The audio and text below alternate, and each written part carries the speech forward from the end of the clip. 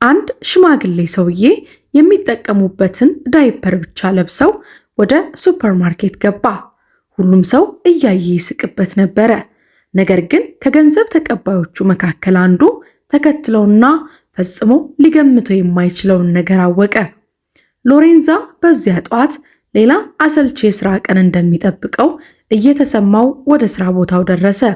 አየሩ ረጅምና አድካሚ የሥራ ሰዓት እንደሚሆን በሚጠቁም ስሜት ተሞልቷል። ግን 11 እንደደረሰ ከፊቱ በሚጠብቀው የተለመደ የሥራ ሂደት ውስጥ መጠነኛ ሰላም ለማግኘት በመሞከር ዕቃዎቹን ማደራጀት ጀመረ። ነገር ግን ብዙም ሳይቆይ የመጀመሪያዎቹ ደንበኞች እያንዳንዳቸው የየራሳቸውን ፍላጎትና ጠባይ ይዘው መምጣት ጀመሩ። ሎሬንዛ በሥራው ወቅት ብዙ ጊዜ ተስፋ መቁረጥ ቢሰማውም በጎ አመለካከት ለመያዝ ይሞክር ነበረ። ከሁሉም በላይ ይህ ሥራ ቤተሰቡን ለማስተዳደርና ለማኖር እጅግ አስፈላጊ መሆኑንም ያውቃል። ነገር ግን አለቃው ጁሊያን በቁጣ እርምጃ ባልተደሰተ ፊት ወደ እሱ ሲመጣ እያየው ነበረ። ሰላሙ ድንገት ተቋረጠ። ሎሬንዛ ምናልባት አንተ ደንቆሮ ነህ፣ እንዴት በገንዘብ ላይ ስህተት ትሰራለህ? ትናንት ሂሳብ ስትዘጋ 5 ሳንቲም ጎድሎ እንደነበር አላስተዋልክም? ይህ በፍጹም ተቀባይነት የለውም። የሰውየው ድምፅ በሱፐርማርኬት ውስጥ አስተጋባ። የደንበኞቹንና የሌሎች ሰራተኞቹንም ትኩረት ሳበ። ገንዘብ ተቀባዩ በውርደት ስሜት እየተሸማቀቀ ይቅርታ ጌታዬ፣ በድጋሚ አይከሰትም በማለት ይቅርታ ጠየቀው። እያንዳንዱ ቃል በሽንፈት በብስጭት ስሜት የታጀበ ነው። ያንን ስራ በጣም ይጠላዋል። የሚያስተናግድበትንም መንገድ ይጠላዋል። ነገር ግን የገንዘብ ሁኔታው ለኩራት ወይም ደግሞ ለሌላ ምርጫ ቦታ አልሰጠውም ነበረ። ልጅና ሚስቱን የመንከባከብ ኃላፊነት አለበት። እንዲሁም የመንከባከብ ኃላፊነት አስፈላጊነቱ ከማንኛውም ነገር በላይ ነበረ። ለነሱ ደህንነት ሲል ማንኛውንም ነገር ለመታገስ ዝግጁ ነው። ቀኑ እየገፋ ሲሄድ ሎሬንዛ ስለ ሕይወቱ ከማሰብ ሊቆጠብ አልቻለም። የሥራውን እያንዳንዱ ደቂቃ ይጠላዋል። የቀረው ሕይወቴ በዚህ ሁኔታ ነው የሚቀጥለው፣ ከዚህ የተሻለ ነገር ሊገጥመኝ አይችልም እያለ ያስባል። ከአለቃው ጋር ያለው ግንኙነት ባደረጋቸው ምርጫዎችና ወደዚህ ደረጃ ባደረሱት ሁኔታዎች ላይ እንዲያሰላስል አደረገው። ስለ 2 ዓመት ልጁ፣ ስለ ዕለት ተዕለት ትግሉ ምክንያትና ስለ ሚስቱ አሰበ። ስለ 2 ዓመት ልጁም በድጋሚ አሰበ። ለዕለት ተዕለት ትግሉ ምክንያት የሆነው ልጁና የማይናወጥ የድጋፍ ምሰሶ የሆነችውን ሚስቱ ነበሩ። ቤተሰቡን የማስተዳደር ኃላፊነት ከባድ ሸክም ቢሆንም በተመሳሳይ ትልቁ የጥንካሬ ምንጮቹ ነበሩ። ሆኖም ግን የሆነው ነገር መለወጥ እንዳለበት ያውቃል። በሱፐርማርኬቱ ውስጥ ቀኑ በተለመደ አሰልች ሁኔታ ቀጠለ። በማንኛውም አጋጣሚ ስህተት የሚፈልገውና በሰራተኞቹ መካከል ያለው ውጥረት የሚያባብሰው የአለቃው ጁሊያንን ጥላቻ ሁልጊዜ በላያቸው ላይ ነበረ። ጁሊያን፣ በእናንተ ብቃት ማነስ ምክንያት ይህ ቦታ እየጠፋ እየተበላሸ ነው ብሎ ጮኸባቸው። በኋላ በሰራተኞቹ መካከል የቂምና የብስጭት ስሜት ጥሎ ወደ ቢሮ ተመለሰ። ሰራተኞቹም እንዴት ያለ ባለጌ ነው! እኛ እዚህ በስራ እየተሰቃየን ነው። እርሱ ግን የሚያውቀው አንድ ነገር ብቻ ቢኖር ማማረር ነው በማለት አንሾካሾኩ። ይሁን እንጂ ብዙም ሳይቆይ አንድ ያልተለመደ ነገር መከሰት ጀመረ። በሱፐርማርኬቱ መተላለፊያዎች ላይ ሎሬንዛ ትኩረቱን የሳበው ጉምጉምታ ሰማ። ይህ በእርግጥም በጣም ያልተለመደ ነገር ነበረ። ከደንበኞቹ መካከል እብድ መሆን አለበት፣ ከአይምሮ ሕሙማን ሆስፒታል ያመለጠ ሳይሆን አይቀርም የሚሉ አስተያየቶችና የፌስ ሳቆች ወደ መግቢያው አካባቢ መሰማት ጀመሩ። አንዳንዶች ደግሞ የራሳቸውን የውርደት አስተያየት ይጨምሩበት ነበረ። ሎሬንዛ የማወቅ ጉጉት ስላደረበት የግርግሩ ምንጭ ለማወቅ ለጥቂት ጊዜ ከቦታው ተነሳ። የሁሉንም ሰው ትኩረት የሳበበት ቦታ ላይ ሲደርስ ፈጽሞ ያላሰበውን ትዕይንት ተመለከተ። አንድ አዛውንት ግራ በመጋባት ምቾት በማጣት የሚታይበት ፊት ያለው ትልቁ ሰውዬ ትልልቅ ሰዎች ወይም ደግሞ ያረጁ ሰዎች የሚጠቀሙበትን ዳይፐር ብቻ ለብሰው በገበያ ውስጥ ይዘዋወራሉ። የአዛውንቱ ተጋላጭነትና በዙሪያቸው ያለው የጥላቻ መንፈስ የሚፈጥረው ተቃርኖ እጅግ አስደንጋጭ ነበረ። የፌዝ የሳቁና አክብሮት የጎደላቸው አስተያየቶች ሲባባሱ ሎሬንዛ በደረቱ ላይ ከፍተኛ ህመም ስሜት ተሰማው። ምንም እንኳን ዝቅተኛ የሥራ ደረጃ ቢኖረውም እንዲህ ያለ ኢሰብአዊ ድርጊት ሲፈጸም ዝም ብሎ ማየት እንደሌለበት ያውቃል። አትሳቁ፣ ይህ ትክክል አይደለም በማለት ድምፁን ከፍ አድርጎ ተናገረ። ነገር ግን እሱን ለማበሳጨት በሚመስል ሁኔታ ንግግሩን የሚሰማ ጆሮ አላገኘም። ይህንን እብድ አዛውንት ማን አስወጣው የሚሉ ድምጾች ይበልጡ ነበረ። ሁኔታውን ለማረጋጋት የሞከረችበት መንገድ ችላ በመባሉ በሱ ላይ የረዳት አልባነት ስሜት እንዲሰማው አደረገው። ትዕይንቱ የማህበረሰቡን ጉድለትና የሌሎችን ስሜት የመረዳት እጥረት የሚያሳይ ጨካኝ ግልጽ መስታወት ነበረ። ሰዎች ለአንድ አፍታ የክፋት ደስታ ሲሉ የሌሎችን ሰብአዊነት ምን ያህል በቀላሉ እንደሚነኩ የሚያሳይ ህመም ያለው ማሳሰቢያ ነበረ።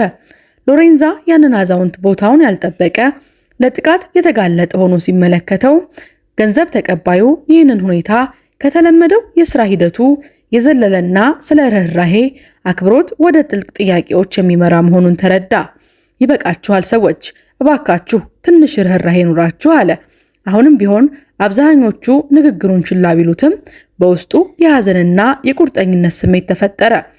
ይህ ለአዛውንቱ ብቻ ሳይሆን እንዲህ ባሉ ኢፍትሐዊ ድርጊቶች ፊት ምንም አይነት ሰው መሆን እንደሚፈልግ ለሚወስነው ሎሬንዛ ወሳኝ ወቅት ነበረ። የሁሉንም ሰው ትኩረት ከሳበው ከዚህ ክስተት በኋላ አዛውንቱ ለሳቁና ለክፉ እይታዎቹ ግድ ሳይሰጡ ግብይታቸውን ቀጠሉ። ዳይፐር ብቻ መልበሳቸው ምንም እንዳረበሻቸው በሚያሳይ መረጋጋት አዛውንቱም ጥቂት ዕቃዎችን መረጡ።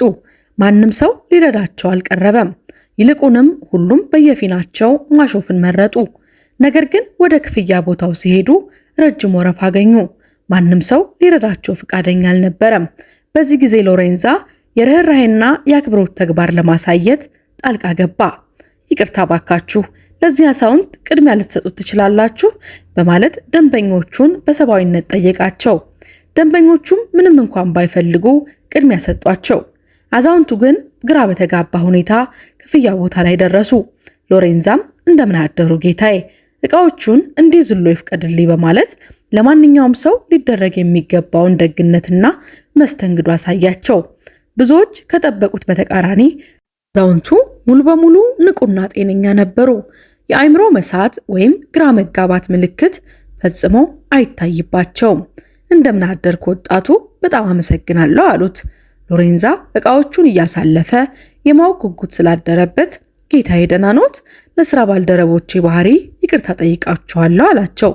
ቃላቶቹ ከልብ የመነጩ ጭንቀት ነበረባቸው።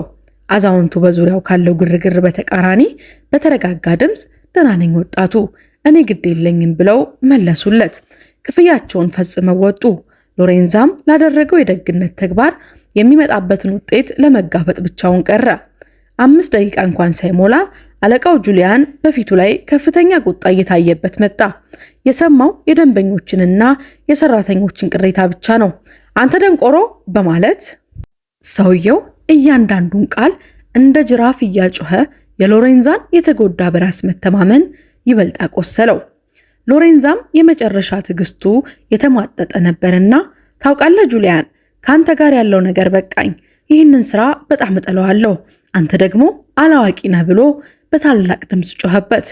ድምፁ በቁጣና የነፃ መውጣት ስሜት የተሞላ ነበረ። ሎሬንዛ ወዲያውኑ ከመቀመጫው ተነስቶ የሥራ ቦታውን ትቶ በነበሩት ሰዎች አስደንጋጭ እይታ ታጅቦ ከሱፐርማርኬቱ ወጣ። አለቃው የሆነውን ነገር ማመን አልቻለም። ወደ ውጭ ሲወጣ ቀዝቃዛው የከሰዓት በኋላ አየር ተቀበለው። ይህም ጥሎት ከወጣው የጭቅጭቅ የሙቀት ጋር ተቃርኖ ነበረውና ደስ የሚል ነበረ። ነገር ግን አእምሮ በግርግር ተሞልቷል። እንዴት ሌላ ስራ አገኛለሁ? ስራ ፈቶኜ መቆየት አልችልም ብሎ አሰበ። በዚያው ቅጽበት በመንገዱ ማዶ ያንን ዳይፐር የለበሰውን አዛውንት ታየ። ብዙ ስሜቶችን የቀሰቀሰበትን ያንን ብቸኛ ሰውዬ። በምስጋናና በማወቅ ጉጉት ተገፋፍቶ ሎሬንዛ አዛውንቱን ለመከተል ወሰነ። ምን እንደሚያገኝ እርግጠኛ ባይሆንም በአጠራጣሪ ሁኔታ አዛውንቱን መከተል ጀመረ። ይህ ለሱም ሆነ ምናልባትም ለሁለቱም የሽግግር ወቅት ነው። ሎሬንዛ በጭንቀትና በማወቅ ጉጉት ተገፋፍቶ የጉዞውን ፍጥነቱን ጨመረ። አዛውንቱ ደካማ ቢመስሉም ውጭ ያለው ቅዝቃዜ እየበረታ ቢሄድም የሚገርም ፈጣን እርምጃ ነበራቸው። በመንገድ ላይ ያሉ ሰዎች ዳይፐር ብቻ ለብሰው ሲያዩአቸው በአድናቆትና በቸልተኝነት መካከል ያሉ የተለያዩ እይታዎችን ያዩአቸው ነበረ። ይህም ማህበራዊ ልማድን የጣሰ ያልተለመደ ትዕይንት ነው። ሎሬንዛ በስተመጨረሻ አዛውንቱ ጋር ሲደርስ ይቆዩን ጌታዬ፣ እባክዎትን የኔን ጃኬት ይልበሱ፣ በዚህ ሁኔታ ሊሆኑ አይገባም፣ በጣም ይበርዳል አላቸው። ሰውነታቸውና እግራቸው በብርድ እየተንቀጠቀጠ የነበሩት አዛውንት በመገረምና እረፍት በማግኘት ስሜት ተመለከቱት። ሎሬንዛ መልስ ሳይጠብቅ ጃኬቱን አውልቆ አዛውንቱን አለበሳቸው። አመሰግናለሁ ወጣቱ፣ በጣም ደግነህ አሉት። አዛውንቱም ድምጻቸው ከብርዱ ብቻ ሳይሆን ግዴለሽ በሆነው ዓለም ውስጥ ደግነት በማግኘታቸው በደስታ ስሜት እየተንቀጠቀጠ፣ ሎሬንዛም ምንም አይደለም ጌታዬ፣ ይህ ማድረግ ካለብኝ ትንሹ ነገር ነው። ብቻዎትን መጓዝ ስለሚደብሮ እኔ ወደ ቤቶ ላድርሱ አላቸው። ሎሬንዛ እጆቹን በማሸት ራሱን ለማሞቅ ቢሞክርም ትኩረቱ ሁሉ በአዛውንቱ ደህንነት ላይ ነበረ። ስሙ ማን ይባላል ጌታዬ ሲል የመተዋወቂያ ውይይቱን ጀመረ። ስሜ አርተር ይባላል፣ ያንተስ ወጣቱ? ሎሬንዛ እባላለሁ ሲል በፈገግታ መለሰ። ለመጠየቅ ይቅርታ አድርጉልኝና ዛሬ ምን ተፈጥሮ ነው? ለምንድነው ዳይፐር ብቻ ለብሰው የወጡት አላቸው። አርተር ብዙ ያልተነገሩ ታሪኮቹን በድምፁ የያዘ ትንፋሽ ተነፈሰ። ኦ ወጣቱ፣ አንዳንድ ጊዜ ነገሮች ሊለወጡ እንደሚችሉ ለማየትና ሕይወት የማይመስሉ ነገሮችን እንድናደርግ ትጠይቀናለች አሉት። ሎሬንዛ ምንም ባይገባውም በአጠገቡ ስላሉት አዛውንት የማወቅ ጉጉትና አክብሮት ተሰማው። ከዚያም አዛውንቱ ሎሬንዛን ለምን ስራውን ትቶ እንደወጣ ጠየቁት። ሎሬንዛም አሁን በኋላ አለቃዬን መታገስ አልችልም፣ በጣም አላዋቂ ነው፣ ሁልጊዜም ሰዎችን ይሳደባል፣ ሱቁ እየከሰረ መሆኑ በግልጽ ይታያል፣ እርሱ ግን ገበያው እንዲያንሰራራ ምንም አላደረገም ሲል መለሰ። አዛውንቱም ይህንን ለመለወጥ ብትችል አንተ ምን ታደርግ ነበር ብለው ጠየቁት። ሎሬንዛም ስላለው እቅድ ሁሉ፣ ሰራተኞቹ እንዴት መያዝ እንዳለበትና ገበያው እንዴት ወደ ቀደመ ክብሩ እንዴት መመለስ እንደሚቻል በዝርዝር ነገራቸው። በእውነትም ጥሩ ሐሳቦች ነበሩ። ወደ አዛውንቱ ቤት ሲቃረቡ ሎሬንዛም በሚገርም ሁኔታ አካባቢውን ከዚህ ቀደም እንደሚያውቀው ተረዳ። ቤቶቹ፣ መንገዶቹና የአትክልት ስፍራዎቹ በቅዝቃዜ ሳይሆን ባልታወቀ ቅድሜ ስሜት ሰውነቱ ተረበሸ። በመጨረሻም መዳረሻቸው ላይ ሲደርሱ ሎሬንዛ በድንጋጤ ቆመ። ከፊቱ የቆመው አለቃው ጁሊያን ቤት ነበረ። ይህ እንደ ማዕበል የመታው ትልቅ ግኝት ነው። እንዴት ሊሆን ይችላል? ምን እየተካሄደ ነው ብሎ አሰበ። ካሽሩ ሎሬንዛ በግርምት ደንዝዞ ቆመ። አጠገቡ ያሉት አቶ አርተር ግን በሚያስገርም ሁኔታ በመረጋጋት ይመለከቱታል። አዛውንቱ ሎሬንዛን አንድ ደቂቃ ጠብቀኝ ካሉት በኋላ ካደረጉት ዳይፐር ውስጥ ስልካቸውን አወጡ። ሎሬንዛም ትዕይንቱን በአድናቆት እየተመለከተ ሳለ አዛውንቱ በስልካቸው አሁኑኑ እዚህ ጋና መነጋገር አለብን አሉት። 10 ደቂቃ ሳይሞላ አንድ መኪና ከቤቱ ፊት ለፊት ቆመ። የአሁኑ አለቃው ጁሊያን ከመኪና ወረደ። ሎሬንዛን በቤቱ ፊት ለፊት ሲያየው በቤቴ ምን ታደርጋለህ ብሎ በንቀት ጮኸበት። ነገር ግን አዛውንቱ ዝም በል በማለት ጁሊያንን በአስገራሚ ስልጣን አዘዙት። እውነተኛው ድራማ የተገለጠው ያኔ ነበረ። አዛውንቱ የጁሊያን አባትና የሱፐርማርኬቱ እውነተኛ ባለቤት መሆናቸውን ገለጹ። ድምጻቸው የረጋ ቢሆንም ሊገዳደሩት የማይችሉት ስልጣን ክብደት ነበረው። ጁሊያን በቁጣና ባለማመን ስሜት ሊከራከር ቢሞክርም አባቱ ግን አይ ጁሊያን፣ ባህሪህን እንድታስተካክል በቂ ዕድል ሰጥቻለሁ፣ አሁን የለውጥ ጊዜ ነው በማለት ውሳኔያቸውን አሳወቁት። በማግስቱ በገበያው ውስጥ ትልቅ መግለጫ እንደሚሰጥ ስለታወቀ ሰራተኞቹ በጉጉት ይጠባበቁት ነበረ። ትላንት በዳይፐር ሲሳለቁበት የነበረው አዛውንት የአቶ ጁሊያን አባትና የሱቁ ባለቤት መሆናቸው ሲነገራቸው ሁሉም ደነገጡ። አቶ አርተር ሎሬንዛን አዲሱ ስራ አስኪያጅ አድርገው ሾሙት። ሎሬንዛ ለአዲሱ ገበያው የወደፊት ጉዞ ያለውን ራዕይ ለሰራተኞቹ ገለጸ። ስለ መልካም ስራ፣ ስለ አካባቢው፣ ስለ ደንበኞች አገልግሎት በስሜት ተናገረ። ሳምንታት፣ ወራት ብሎም ዓመታት እያለፉ ሲሄዱ የሎሬንዛ አመራርና ገበያው ሙሉ በሙሉ ተለወጠ። መደርደሪያዎች ሁል ጊዜ በቃ ይሞላሉ። ሰራተኞችም በደስታና በፈገግታ መስራት ጀመሩ።